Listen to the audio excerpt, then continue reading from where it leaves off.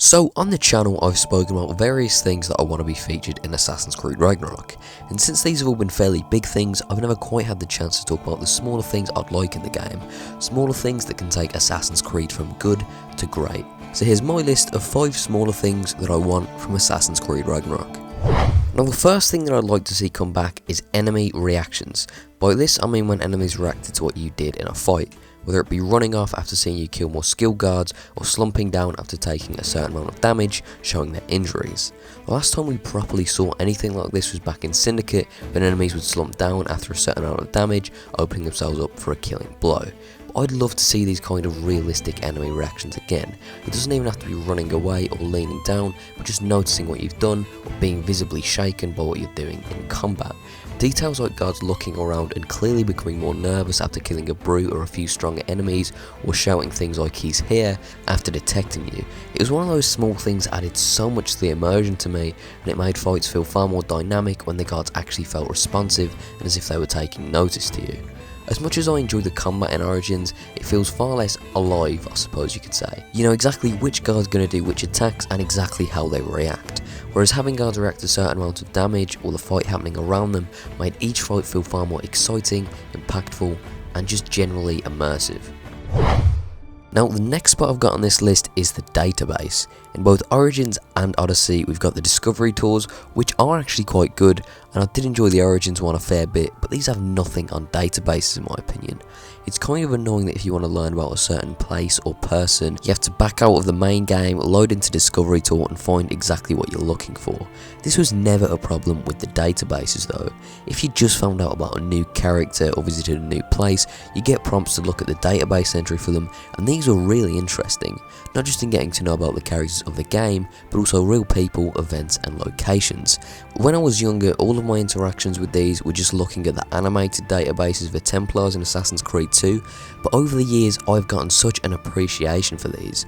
I never thought I'd miss these as much as I do now, but their absence was really noticeable after their removal in Origins. It was such a great tool not just to learn about things, but also to flesh out the world. For a good few years now, every time I get the tour around Venice, you'll see a pop-up of a database for Alvis, who's a tour guide, and every time I'll read this because there's a bit of backstory about him and his time in the Navy, and by no means is it like some compelling, like some morally great character or anything. It's just this small backstory, and it's things like that that are just incredible to me. That Ubisoft have implemented this thing that they knew hardly anyone was going to see, and they did it anyway. That this character, who was seemingly just a nothing, who was just there to do this mission with you, just has this backstory. It's that level of detail and depth to me that just makes these games so much better, and if these ever came back, I'd be really happy. Now at the number 3 spot on this list I put free jumping. This is the ability to jump whenever you want and just generally have more freedom with your jumping, allowing you to do things like back ejects. And as the series has gone on, we've seen a lot of variations on the parkour, and the jumping engine from 1 to 2 to 3 to Unity all felt like a natural progression up until Origins. Origins, of course, was an incredibly ambitious game, and in my opinion it definitely paid off. It's one of my favourite in the franchise for various reasons, although I will admit the lack of freedom and the verticality of the parkour that carried over into Odyssey just isn't something I really like. And something that would really improve this is free jumping. When you make a jump in one of the 2 RPG titles, you can't really make a mistake, because the game won't let you jump unless you're right on the edge of a cliff or the game knows you get hold of something.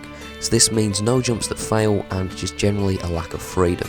One of my biggest criticisms in both Origins and Odyssey is how rigid the parkour feels.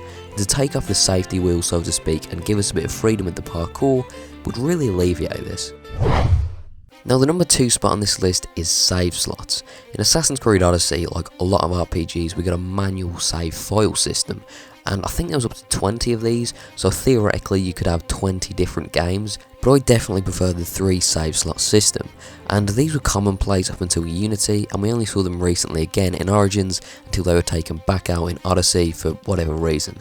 As I said, these are just small things I want, and if Ragnarok had Odyssey's save system, that would by no means be game breaking for me. I just prefer to have these 3 save slots as we did before. It was far more clean and concise, and you'd never really get confused as to which save file was which, as you would in Odyssey where you just had a wall of saves. It'd be really nice if we got these 3 save slots that each had their own manual saving, to kind of get the best of both worlds. As I say, it's just a small thing I'd like to see in Assassin's Creed Ragnarok. Now right now, one of the things I want to see most from Assassin's Creed Ragnarok, not just as a small thing, but just generally, is a cinematic trailer. One of the joys of Assassin's Creed for me is the hype, waiting all year for the new game and then having this trailer that you just rewatch again and again until release. We didn't get one of these for Odyssey actually, and as much as I dislike the game now, I was actually kind of excited for it, and I was disappointed we didn't get a cinematic trailer. And it's not even just about the hype or nostalgia of these, because I genuinely find myself going back to watch a lot of these just for their quality. They were always a great chance to introduce the characters, world and general game and its feel. You'd always learn a lot of things from these, and it was just fun watching them over and over looking for various different details, and I really hope Ragnarok gets one of these. Because despite the fact that we already know a bit about Ragnarok and we're probably going to get more leaks or even an official announcement before any trailers, nothing is going to be the ultimate reveal to me like a cinematic trailer. So anyway guys, that is it for today's video. As I say, these are smaller things I want from Ragnarok, so do keep that in mind. Also, we passed 75 subs last night. We're on 77 as I'm recording this. I don't know when this is going to come out, but I just wanted to say thank you for the support on the channel recently. My goal for the end of this year was 100 subs, and to be this close this early on is great, so thank you for that guys. Anyway though, that is it for today. Thank you all for watching, and I'll see you next time.